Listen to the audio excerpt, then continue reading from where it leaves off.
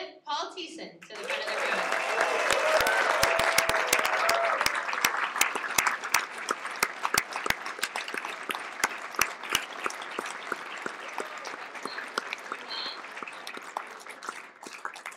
And please welcome Mayor R.T. Ryback to the front of the room.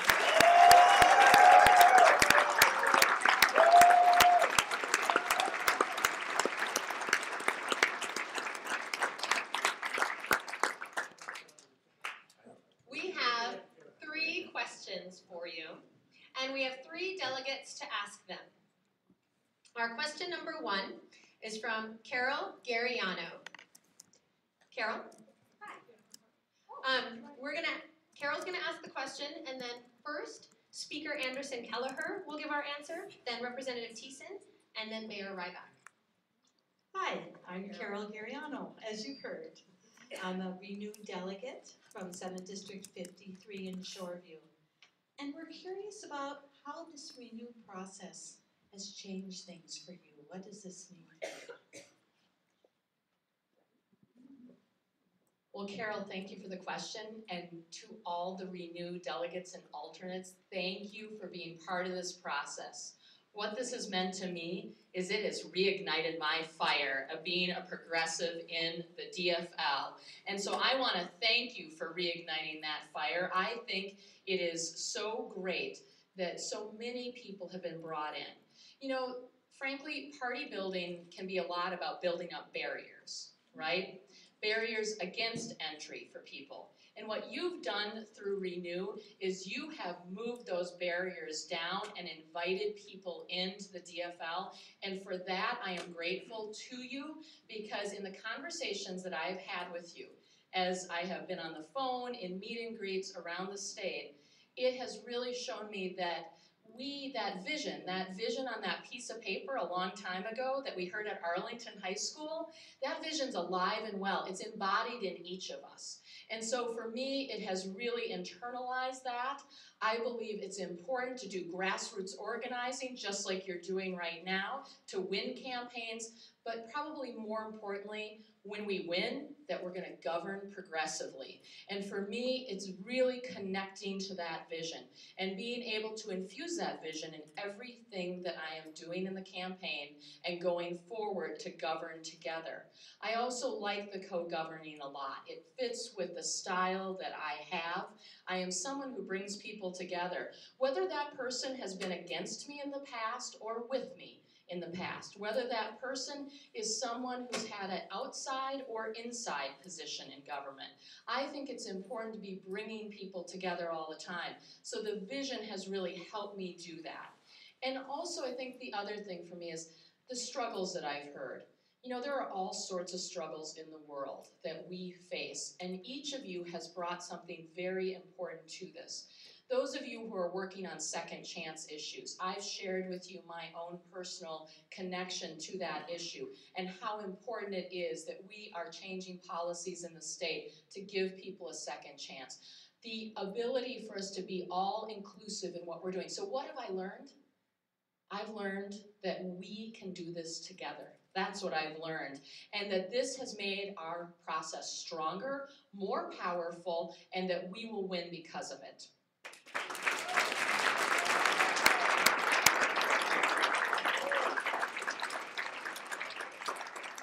Well, I want to thank you too for all the energy that you have been bringing to this process. It's been incredible. The things that Renew has brought to me, first and foremost, is the ability to build relationships with all kinds of people I never would have had the chance to build relationships had it not been for this process. And for that, I'm really, really thankful, because it has transformed how we think about this campaign and how I think about this campaign and what our project is together. You know, the thing that I think I've learned more than anything is that you can start from a place that's not about institutional standing, that's not about where we are kind of in the process now, but you can start something from scratch and build it up. And that's what the success of our campaign is, thanks to a lot of the folks in this room as well, to do that, to accomplish that, that there's a belief that that can happen. I think that's what brings all of you to this process, and that is certainly what's brought our campaign through this process. You've raised up all kinds of issues, as Margaret mentioned, the second chance, Native American issues, all kinds of issues that clearly would not have gotten a voice in this campaign had it not been for your process, and I really appreciate that as well. The other two things that I think I'd like to mention that are really, really important about this to me, and the first one is this: the way that you build a campaign, like this that's a movement, that's about changing politics, making progressive politics safe, is it has to be bound on a level of trust that's built around something that's not the candidate and something that's not just you as individuals. And that's the vision that you've shaped together. And I think our campaign has very much tried to engage in that process very deliberately, very forthrightly, and it's been amazing. It's really transformed our campaign. And I think the trust that you've brought to each of these, our candidacies around that, and the support you've given us has really transformed that as well. I think going forward, what I've learned and what's most important here is that we stay true to that trust through this process. This is going to fall apart if we're not true to that vision, the thing that binds us together. And so as we move through this process, as we look at where we go in the convention, as we look beyond the convention to the primary and the general election, that we maintain our truth and our belief in that vision as the thing that binds us together, and that we make decisions not based on political expediency, and that's one of the things that you've really taught me, but based on what that vision is about. I'm really excited with the way that this campaign has gone and the energy that you have brought to our campaign. I think more than any of the other campaigns has really put us on the map, and it's that energy that's going to carry us further through this together, and I really am deeply grateful to you for that. Thank you.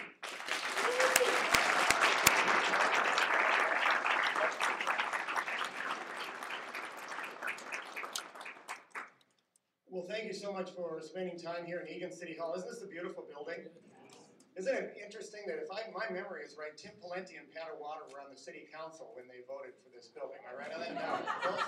It's too bad that they didn't see that in their own community these services are needed throughout Minnesota. So the local government services have been starved throughout the state by the people who can do this in their own community. We need to make sure that the vision that you have, that every Minnesotan and every part of Minnesota becomes part of the new Minnesota.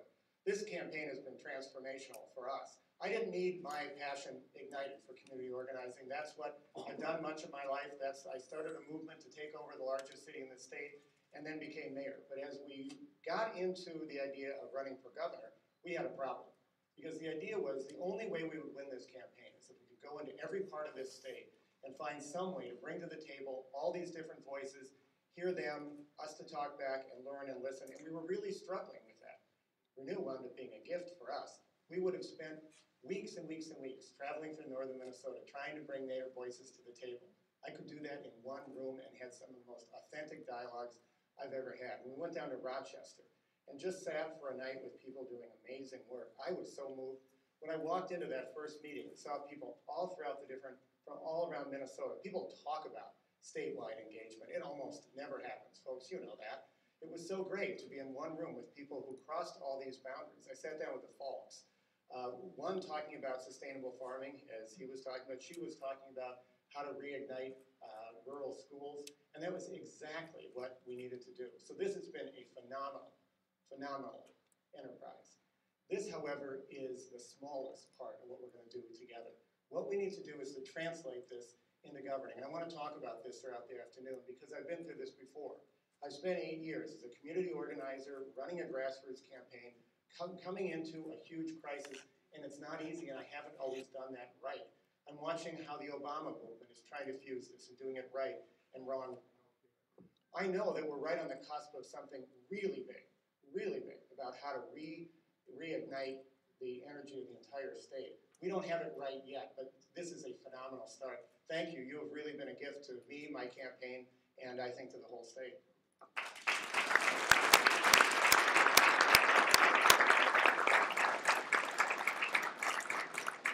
Thank you. Question number 2 is going to come from Vang Lore. And after Vang asks the question, Representative Thiessen will respond first, and then Mayor Ryback, and then Speaker of the House, Anderson Kelleher. Vang? Hi, my name is Vang Lore, and I am a Renew Minnesota delegate from St. Paul. And my question is, how will we work together in the campaign after the convention? Well, that's a very optimistic question. I like it a lot. Here's the deal. We're going to walk out of the convention, and we're going to have to hit the ground running, and we're going to be working together from Sunday morning on all the way through. and in several ways. The first thing I think is really important, that we are going to be up against people that have a lot more personal resources than I'm going to be able to bring to bear. And we've been very successful in our fundraising, I'm very excited about that. But we're going to need, in addition to $1 million, we're going to need 1 million boots on the ground. And I think the folks in this room are going to be part of bringing that to the campaign. But it's going to be in very specific ways that we're going to have to do this. One of the things we absolutely have to do to win a primary that is going to be in the middle of August, and it's probably going to be a relatively low turnout primary, is to reach into communities that haven't had their voices heard in politics in a long time. And I think one of the things about this Renew Minnesota movement is that it's going to allow us to have those relationships that we've already started building, continue to build on those, that relationship of trust, and really reach into those communities, find out what's going on for them, what they need out of politics, and really engage people to come to the table and vote in August. And that's going to be a critical part, and I think that partnership between us around that issue is going to be really important. You know, what we've been hearing from all around the state, and I'm really excited with the campaign we've been able to put together, really a truly statewide campaign that for us, I think, and very consistent with your vision, has been going out and showing up all across the state. We've been to 84 counties now, talked to thousands of Minnesotans, and I think that the work that you can bring, the ideas that you can bring to the table around that, in combination with the hard work and the energy that we've put in, is really what's going to turn this thing around and allow us to work together. The last thing that I want to touch on before the time runs out here is that I want to make sure that this is not just about our campaign, using you as foot soldiers or whatever word you want to use, but that you're actually advisors at the table about how to design the campaign, how best to reach out to different communities and to the whole state of Minnesota, and also bring ideas to the table. I've been really proud of the work that we've been able to do together around with the Land Stewardship Project, around beginning farmer legislation that we've worked through, and it's because of this Renew movement that I got engaged in that issue, and we're making some progress at the legislature, I hope, around that. It's going to be that same kind of partnership and coming up not just with the campaign ideas, but with the substantive ideas that we're really going to need, because I think Minnesotans do get excited, not just around a vision, but around ideas. That's the kind of campaign I want to run, and I want to work in partnership with you to get there. Thank you.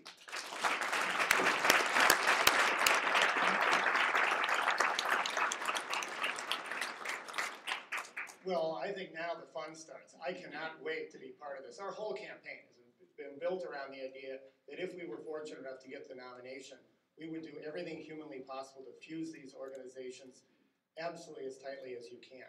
I hope one of the things that you've seen is that throughout this campaign, our campaign has been able to get scores of volunteers turning out and putting out incredible energy. I remember in Big Stone County when only 2 of the candidates showed up, and there were 10 Ryback volunteers who drove through a whiteout to get there. That's not unique. You've seen that throughout all of this. We have a grassroots campaign. It's not about a bunch of smart people disappearing into a room and then letting all the other people there and having one meeting saying, gee, we love you activists. Our whole campaign is about activists, and that's not new to me. Look at the through line of my political career. I only ran for one office, and that was mayor of Minneapolis. Before and after that, the campaigns I've been involved in, the Wellstone effort, Bill Bradley's campaign for president, Howard Dean's campaign that I helped run in the state, Barack Obama's campaign, and absolutely my campaigns have been about grassroots efforts. This is my politics. And what is so powerful is that I've been waiting to do this. It's sort of like trying to go on a date and kissing through the screen door. I'm going to open up the door, guys. We're going to have a big embrace here. But then we're going to get to work. And one of the biggest things that we're going to do, you know what that is? We're going to go outside, okay? You've spent a whole lot of time in rooms, and that's a wonderful thing. But the way you win a primary in Minnesota is you go out and you meet people and you door knock and you do parades. I don't know how many of you have done campaigning with me or not, but I love the campaign. I love grassroots campaigns. Do not stand between me and a voter. I am going to knock them over. But what I want is you to be with me on that. Okay, where should we go? Who should we talk to? How do we engage? So here's what I am going to promise you. This is hard work, okay? Here's what I'm also going to promise you. This is going to be fun, and more than anything else, we're going to win because we are grassroots. We are up against an enthusiasm gap in this campaign. This is very different than the last race. The Republicans are white hot to run. They can't wait to get out there and vote. And unless we get a candidate who gets grassroots and can energize people, we are going to lose this election and lose House seats. We can't afford to do that. So we're going to work hard, we're going to energize people, we're going to go outside, and we're going to have a hell of a good summer. I can't wait to do it with you. So thanks.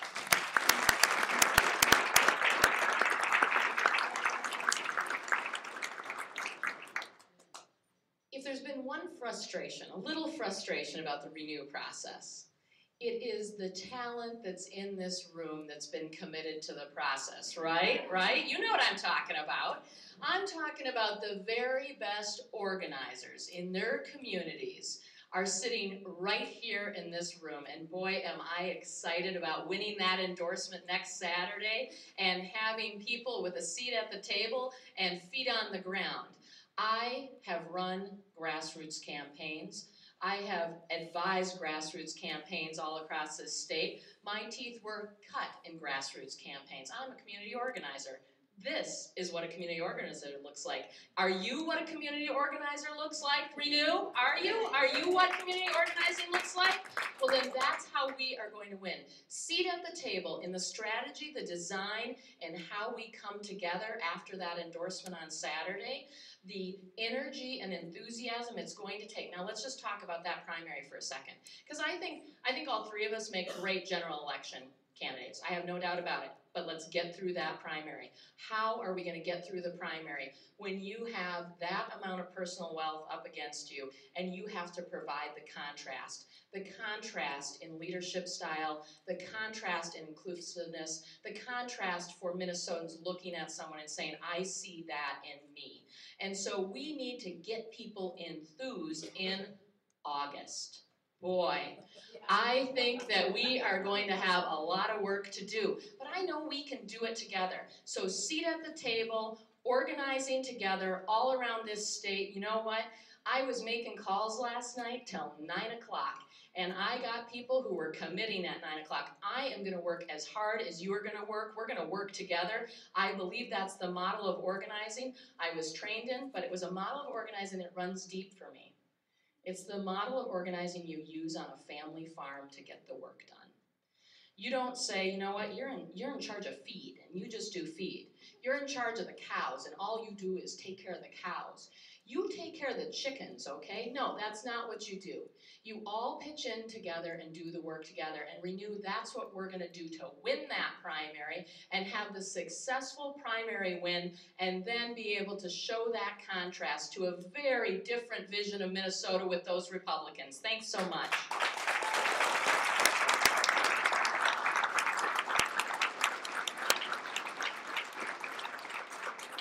Question number 3 is from Jean Nichols. And the first respondent will be Mayor Ryback, then Speaker Anderson Kelleher, and Representative Thiessen. Hello, good to see you again. So, how will we, Renew and you, together, work together once after the election and once you become governor? Well, I think this is the most important question, and it's one that I have some experience with it. And I want to just stand up and say I haven't always done it right. I got elected with a grassroots victory in the largest city in the state. I was a complete unknown. I beat 3 very well-funded opponents. And so we had all this energy built up. And the second day in office, and the third day and the fourth day were times when we were just inundated with a collection of some of the worst news that you could find about money, about raw sewage going to the Mississippi.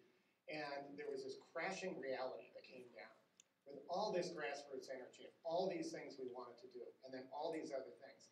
I don't think I was staffed the right way to bridge those two divides. I had to hunker down and solve a huge financial crisis, and I wasted a lot of the grassroots energy that we had out there. And in different ways, when I was most successful, we brought that energy in, and when I wasn't, I didn't, and that has educated me in a way beyond anyone else in having done this before, right and wrong. So here's what has worked well. I recognize when we had violence in the city of Minneapolis, when kids were killing each other, that part of it was to put more police on the street, but it was a community organizing effort. So what we did is we opened up the door and brought everybody together, and everybody who was engaged in this, and we lowered juvenile crime 40%. That was community organizing. That's how I want to be able to use this process. Our homeless effort, our jobs effort, where we work with community-based providers, is really community organizing. So to me, we have to do a couple things. The governor will have to staff better than I did that first time in office, and as well as I have now in the second and third terms. We need to turn government inside out. We need to recognize the single largest thing a governor does is appoint people. I don't want people to be waiting for that. This organization should be taking all of these names and all these people engaged. These are the people who should be moved up through the appointments process, with the jobs, with the commissions, And I want to be able to fully staff very quickly with people who've all been part of this process. But more than that, you've seen me in tough times. When a bridge collapses, when a tornado goes through, when a fire is in a place, I show up. That impulse is to open up and get out there. The difference is because you're there, I won't just be there alone.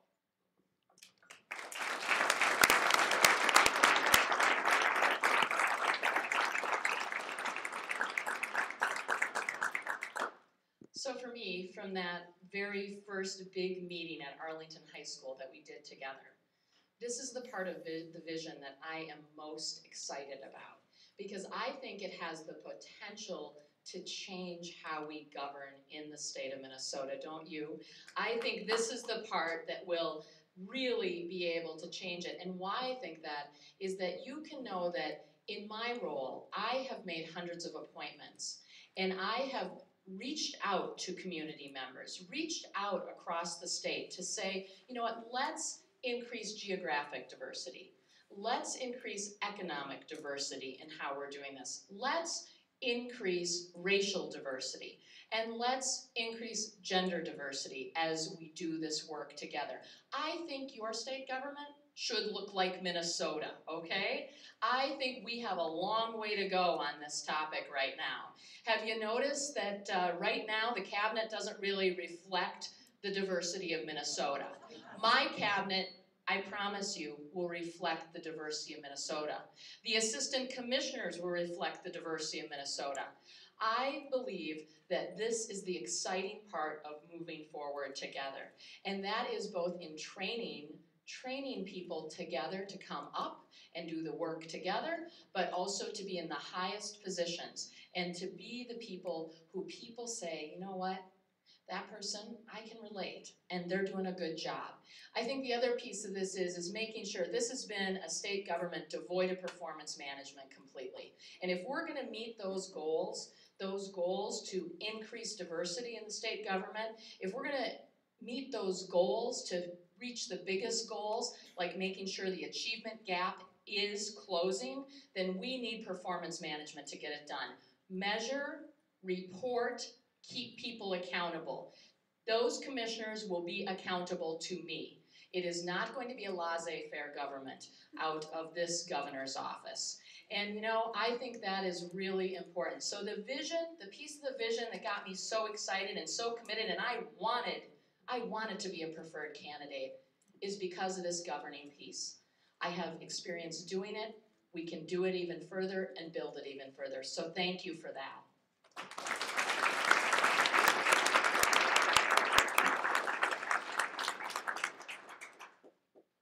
Well, this is the piece that excites me as well, because this is really, at the end of the day, what it's all about, right?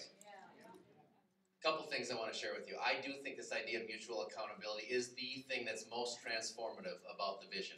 And the reason it's so important right now is because we are going to be walking in, whoever the governor is, into a huge mess. Both inside the Capitol with our state budget, but also outside the Capitol with the way things are going on in people's lives all across this state.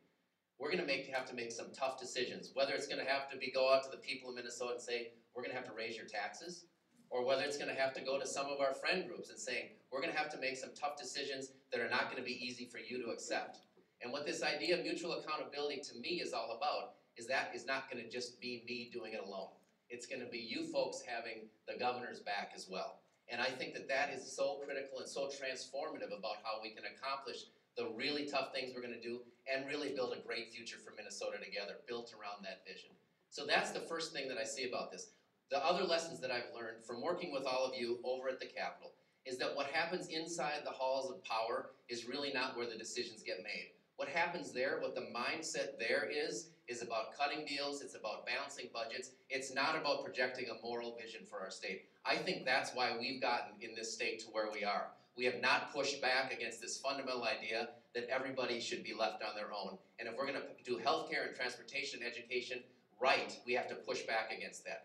The thing that I've learned from all of you is when we did children's healthcare, it wasn't just me standing there, but it was all kinds of people from outside the Capitol standing up with me and saying, one of our values as Minnesotans is that no child should go without healthcare. And you know what? One of the big successes of the last session, one of the few successes of the last session, was we got 20,000 more kids covered.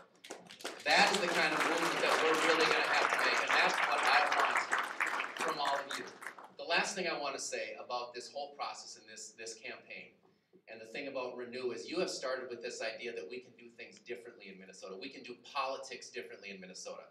That you don't have to start with the most name recognition or be, launching from an institutional position. Our campaign is exactly the same thing. I think that we really believe together that to transform politics, you have to take a leap of faith. We have put together a tremendous campaign in partnership with all of you and drawing on your energy. And I think that as we go forward, keeping faith in that belief and turning that belief into reality is what's truly going to transform both politics and our governance, and I thank you for that.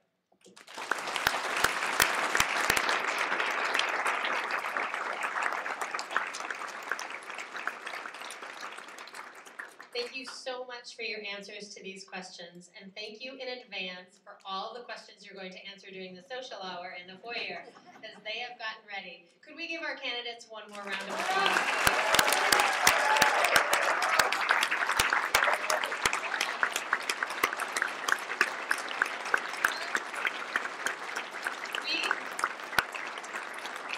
We have listened.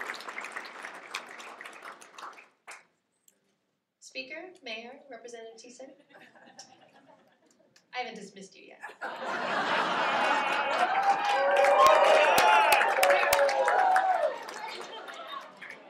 I'll tell you when it's time for us to talk about you. I just wanted to say thank you again. We've listened today, and I could tell the crowd really enjoyed hearing all of your answers. I just want to let you know that we're going to be listening again on the floor of the convention while you are each at the podium. We want to hear your commitment to the Renew vision. We want to hear your commitment to racial justice. We want to hear your commitment to this process of co-governing, because that will end up factoring into our decision, into the commitments we made today. So thank you so much for starting today, and thank you so much for your time in the foyer. And now you can leave the room so we can talk about it.